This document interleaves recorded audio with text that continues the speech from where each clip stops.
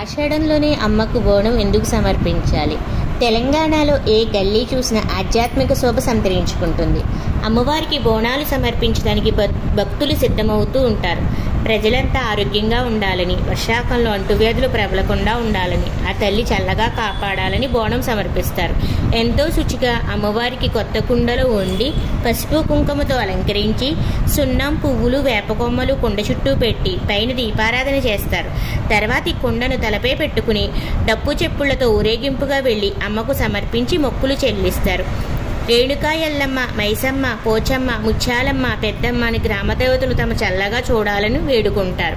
మహిళలు పసుపుతో అలంకారం చేసుకుని నుదుటిన కుంకుమ బొట్టు పెట్టుకుని ముందుగా అమ్మవారిని తయారు చేసి నైవేద్య పాత్రకు నమస్కారం చేసి తలపై పెట్టుకుంటారు. ఆషాఢ మాసంలో అమ్మవారు తన పుట్టింటికి వెళుతుందని భక్తుల నమ్మకం. అందుకే భక్తులు ఈ పండగ సమయంలో అమ్మను తన ఇంటికి వచ్చిన ఆడబిడ్డలా భావించి భక్తి శ్రద్ధలతో, ప్రేమానురాగాలతో నైవేద్యంగా సమర్పిస్తారు. ఆ ఆరాధనకు ఉపయోగించే వస్తువులు వైరస్ నిర్మూలన, వేపాకులు, పసుపు నీళ్లు ఇవన్నీ వైరస్ వ్యాప్తిని నిరోధిస్తాయి. బోనాల తయారీలో వీటిని ఉపయోగించడం వల్ల ఆషాఢ మాసంలో అమ్మవారికి భక్తులు సమర్పించడం వల్ల వెనకాల సైంటిఫిక్ రీజన్ కూడా ఉందని చెబుతారు.